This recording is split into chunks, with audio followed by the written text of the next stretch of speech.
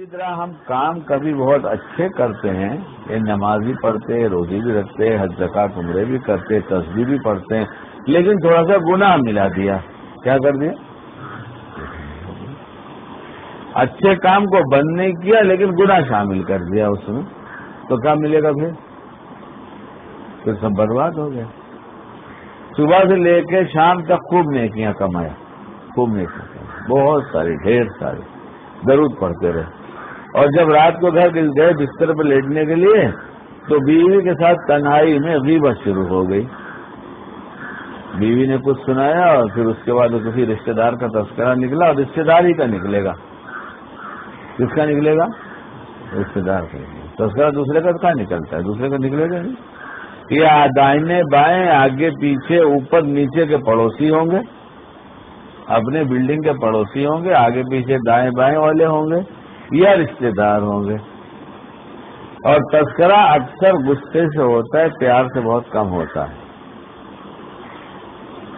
بھلائیاں کم دیکھی جا رہی ہیں، برائیاں دیکھی جا رہی ہیں اتنی زیادہ کہ بھلائیوں کا دیکھنا ہی چھوڑ دیا۔ سب سے اچھا کون؟ تو میں، برا کون؟ تو سب۔ اچھا کون؟ میں، اور برے کون؟ سب۔ اور دین کہتا ہے کہ دیکھو برائی اپنی، اتنی دیکھو کہ دوسروں کی پھر نظر ہی نہ آئے، اتنی دیکھو کہ دوسروں کی نظر نہ آئے۔ جب ہم اپنی اتنی دیکھ رہے ہیں، نظر فرصت میں ہے، کہاں فرصت؟ جب اپنی ہی دیکھ رہے ہیں۔ اور صحابہ نے یہ کر کے دکھایا، یہ ہے دین، یہ ہم نے نکال دیا اور تسبیح پڑھ لیا اور چاہتے سکون ملے۔ جو لوگ اس راستے سے سکون کے متلاشی نہیں تھے وہ دنیاوی اسباب اختیار کرتے رہے، سب ملا، سکون نہیں ملا۔ لیکن جو ایمان والے ہیں، جن کے پاس سکون حاصل کرنے کا طریقہ بتا دیا، وہ بھی بے چین۔ وہ کیوں بے چین ہوئے؟ اس لیے کہ اس طریقے کو چھوڑ دیا۔ اللہ کی یاد کا مطلب یہ نہیں کہ تسبیح لے کر بیٹھ جائے، اللہ کی یاد کا مطلب یہ ہے کہ جس وقت اللہ نے جو کہا کرو وہ کیا، اور جس کو کہا چھوڑو اسے چھوڑ دیا۔ یہ ہے اللہ کی یاد، کیونکہ اس عمل پر اللہ کی یاد ہی نے تو ابھارا کہ دیکھو اللہ ناراض ہو جائے گا تو کہا نہیں کریں گے، دیکھو اللہ خوش ہو جائے گا تو کر لیں گے۔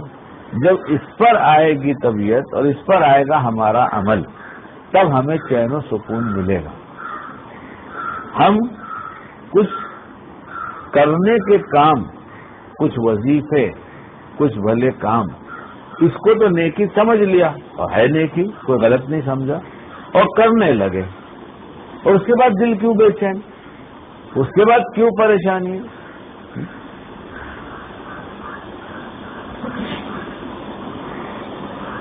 ایک بڑی بے دینی ہمارے اندر جو ہے، بہت بڑی بے دینی، کہ مخلوق سے ہر وقت شکوہ ہے۔ کیا ہے؟ ساری مخلوق سے شکوہ ہے، اپنے سے نہیں۔ اور یہ شکوے کی عادت اتنی پڑ گئی کہ اللہ سے بھی شکوہ ہے، اتنی ہو گئی، اور نعمتوں کی ناشکری ہماری عادت بن گئی۔ جو کچھ اللہ نے دیا اس کا شکر ادا کرنے کے بجائے اس کا شکوہ ہے۔ ایک بزرگ کے پاس ایک آدمی گئے، کل حضرت بہت پریشان ہوں، تو بولتا فرمایا اسی لیے پریشان ہے کہ چاہتا ہے کہ اللہ تعالیٰ وہ کرے جو تو چاہتا ہے، اس لیے پریشان ہے۔ ہماری پریشانی اسی لیے ہے کہ ہم چاہتے، جو کچھ ہم چاہتے سب آپ کر دیجئے، وہ کہتے نہیں کروں گا، اس لیے کہ تو جو چاہتا ہے جب ہم نہیں کرتے تجھے برا لگتا ہے، تو تو کیوں نہیں سوچتا تیرا رب میں ہوں، میں چاہتا ہوں، وہ کیوں نہیں کرتا؟ یہ تجھے ایمان کس نے دیا؟ یہ ہاتھ پیر کس نے دیے؟ یہ سلامتی والی زندگی، کھانا پینا، مکان، گاڑی سواری، عزت، یہ سب کس نے دیا؟ اللہ ہی نے دیا نا۔ کب بیٹھ کر ہم شکر ادا کرتے؟ اللہ تیرا شکر ہے، تیرا احسان ہے، تیرا کرم ہے، تیری مہربانی ہے۔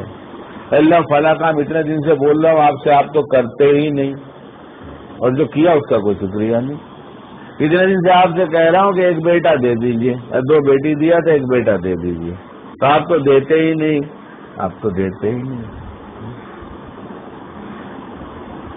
وہ فلاں کے پاس اتنا آ گیا ہے، ہم بھی چاہتے ہیں کچھ اس کے آگے بڑھ جائیں، آپ تو دیتے ہی نہیں.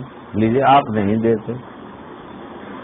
زبان سے کہے نہ کہے، عمل سے یہی سب کہہ رہے ہیں. جو نعمت دیا اس پر نگاہ نہیں، اور جو نعمت چاہیے نہیں ملی، جو نہیں ملی اس کا مطالبہ ہے. اس کا شکریہ نہیں، اس کا مطالبہ مزید ہے.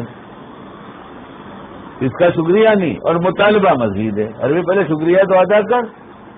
نہیں، اس کا شکریہ تو ہم ادا کریں نہیں، اور دیجیے. تو کبھی کبھی اللہ اور دے دیتے ہیں، لے لیں. تو آپ شکریہ اگر بولے ابھی بھی اور دیجیے، جیسا اور مل گیا بولے ابھی بھی اور دیجیے. تو اللہ کے رسول صلی اللہ علیہ وسلم نے فرما دیا کہ یہ کہتا ہے اور میری زبان میں میرا مال میرا مال میرا مال، بس نہیں ہو رہا اور دیتے جائیے. اس کے پیٹ کو تو قبر کی مٹی ہی بھرے گی.